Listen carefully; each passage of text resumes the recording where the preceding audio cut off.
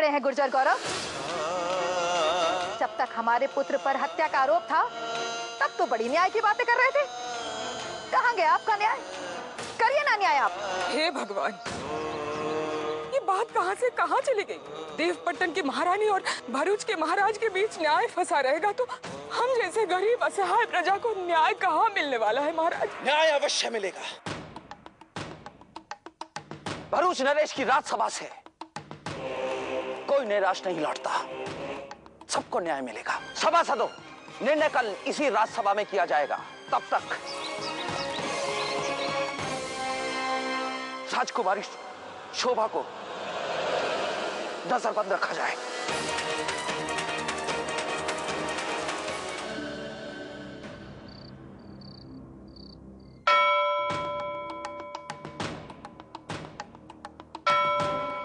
कौन इतनी रात गए न्याय का गजर बजा रहा है?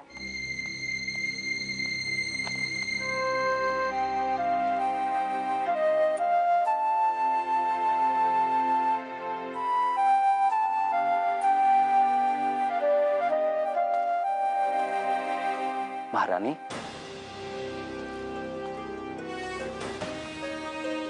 महारानी गायत्री, आप और यहां पर? यदि आपको कुछ कहना ही था तो हम एक कक्ष में कह सकते थे। इस समय भरूच की महारानी नहीं, एक माँ आपसे न्याय मांगने आई है।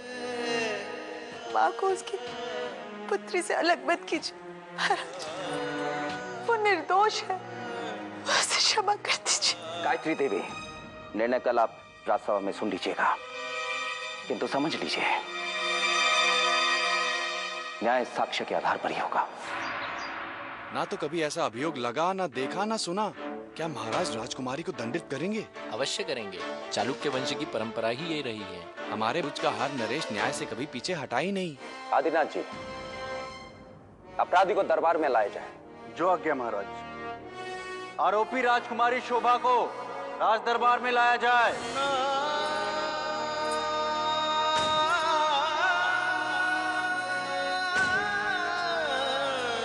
आरोपी शोभा ने बिना हमारी अनुमति हमारी शस्त्र विद्या सीखने का अपराध किया है,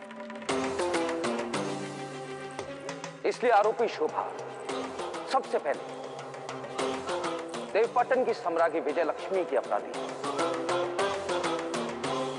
सम्राज्ञी, हमने आपको वचन दिया था कि राजकुमार भीमदेव जैसा कोई दूसरा योद्धा नहीं होगा, परंतु अपराधी शोभा ने हमारे वचन को भंग करने का अपराध किया। इसलिए इसी क्षण राजकुमारी शोभा से राजकुमारी की उपाधि ले ली जाए।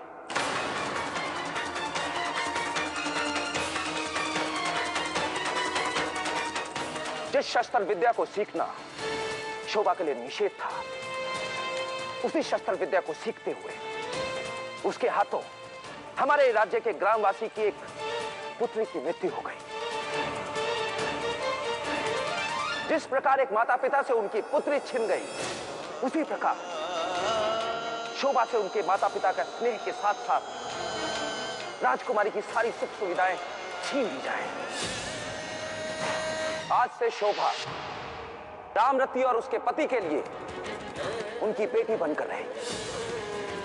शोभा अपने अधिकारों से तब तक वंचित रहेगी जब तक रामरती और उसका परिवार उसे क्षमा नहीं कर देता, और तब तक सूर्य उदय से सूर्यास्त तक उसे उनके घर पे, उनके परिवार में पुत्री धर्म का निर्वाह करना होगा।